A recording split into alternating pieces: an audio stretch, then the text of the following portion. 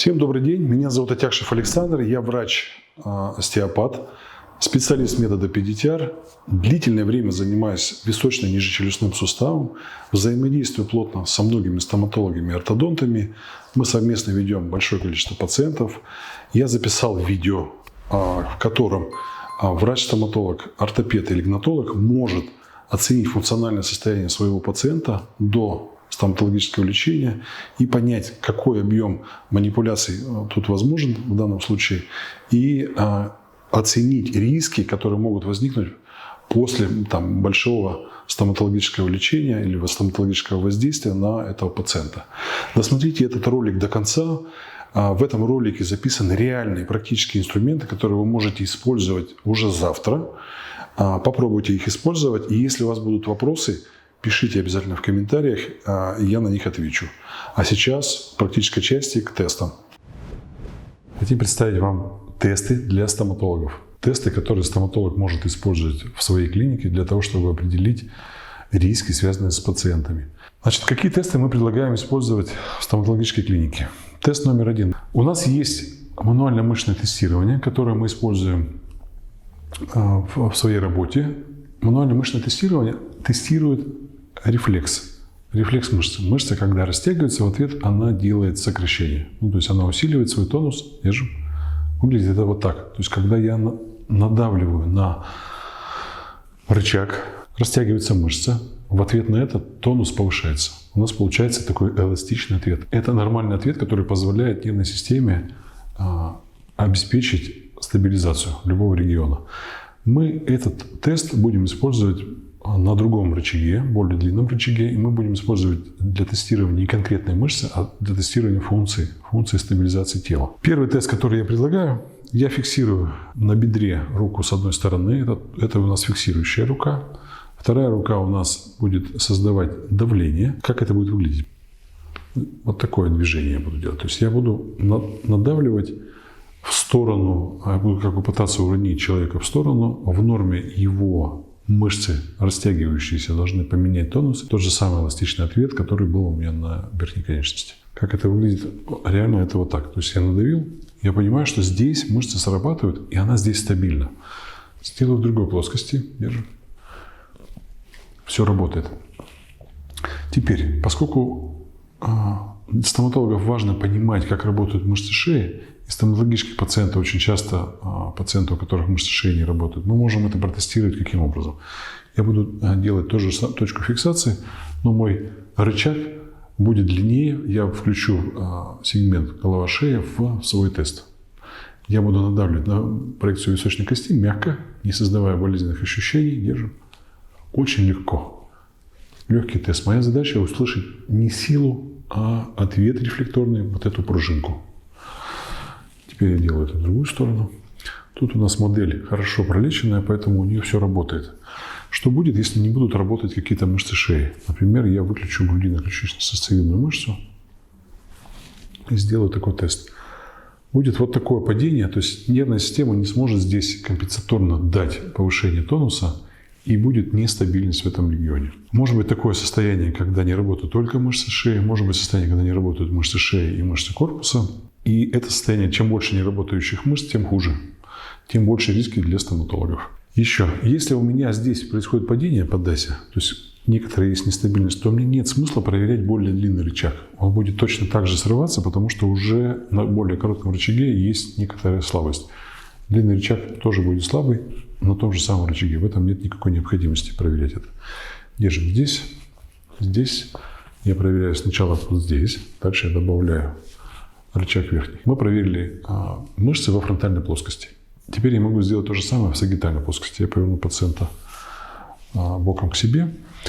Дальше я буду толкать спину. То есть у меня фиксирующая рука на бедре, толкающая рука на спине, то есть на шейно-грудном переходе. Толчок.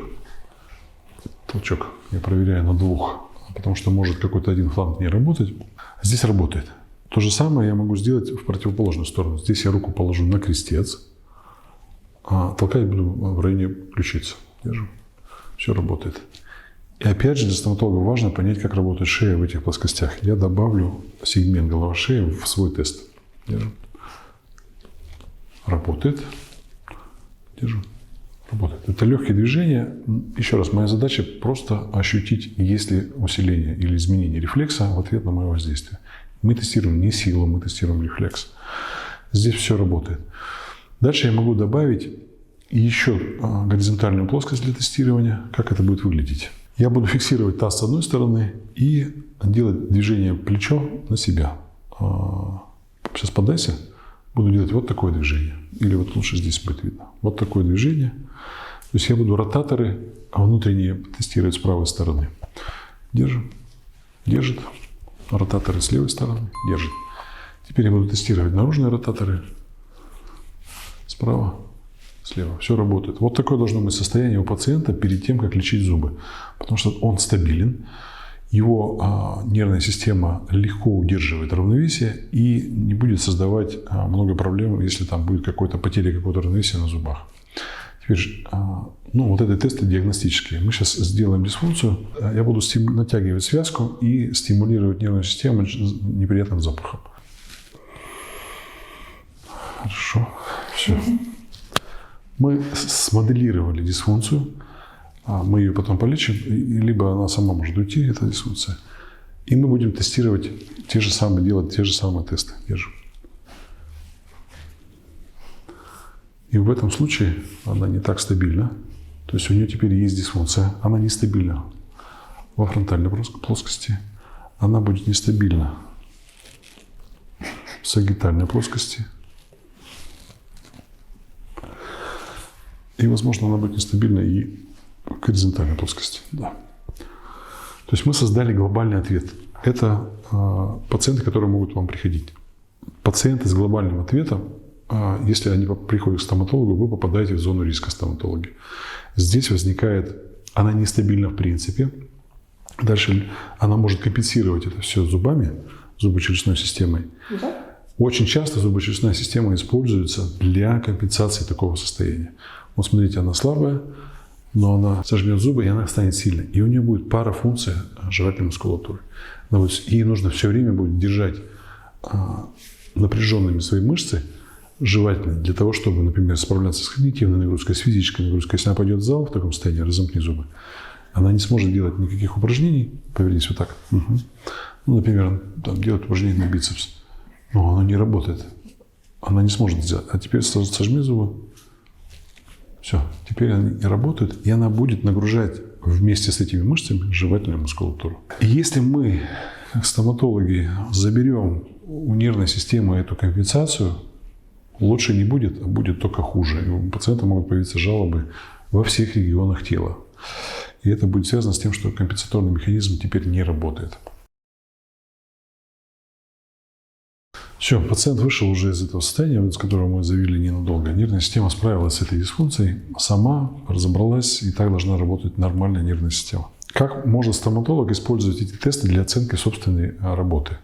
Например, мы хотим что-то поменять в зубочелюстной системе, мы хотим повысить прикус. Мы можем, используя те же самые тесты, попробовать посмотреть, если у нас прикус будет завышен, будет ли хуже или нет. Взять и положить на...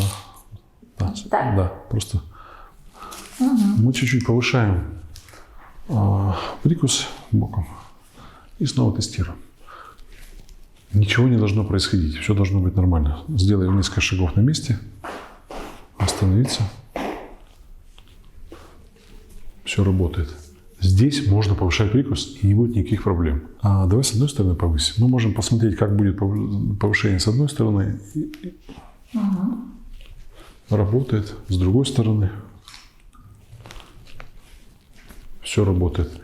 Здесь смело можно заниматься зубочелюстной системой, давать туда нагрузку, изменять высоту, смещать нижнюю челюсть. Теперь мы можем пациента протестировать дистальный прикус. Да? Например, мы можем взять и попросить пациента сделать положение нижней челюсти более правильное, как нам кажется, и посмотреть, что будет получаться. Тут все работает, задвинуть обратно. Неинтересно, все работает вообще. Держим, все работает. Вылечил на свою голову. В общем, мы можем эти тесты использовать для оценки наших вмешательств, которые мы можем производить в зубочелюстной системе. Как мы еще эти тесты можем использовать? Я могу уже более предметно, одену перчатку, тестировать и нагружать зубы прямо какие-то конкретные, да, например, надавил там на какой-то зуб, который мне не нравится. Тут все нормально. Надавил на этот зуб. Все нормально. Надавил на эти зубы. Держу. Я могу создать некое давление и посмотреть, как нервная система реагирует. У меня есть ответ живой системы на воздействие. Соответственно, мы можем сделать тесты, проверить, как работают разные функции. Например, пожевать, постучать зубками. Мы тестируем. Проглотить слюну. Мы тестируем. Сделать вдох носом. Выдох носом. Тестируем. Вдох ртом. Выдох ртом. Тестируем. Все, что нам придет в голову, то есть любые функциональные нагрузки, которые мы считаем, что они оказывают влияние на зубочелюстную систему, можем их проверить. Я могу посмещать тут подъязычную кость, подергать.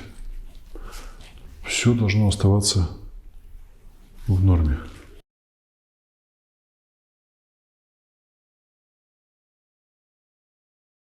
Неинтересно даже так. Когда все работает, что делать-то? В этом ролике я вам продемонстрировал, как врач-стоматолог, используя несложные тесты, может ответить на вопрос, каково функциональное состояние его пациента. До лечения может ответить на вопрос, как реагирует его пациент, его функция пациента на стоматологическое лечение, на какие-то манипуляции.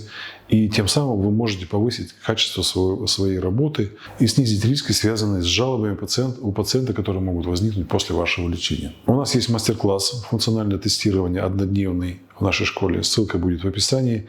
Если вы захотите пройти этот мастер-класс очно, вы можете там зарезервировать место, обратиться к нам и стать специалистом чуть-чуть лучше, чем вы есть сейчас.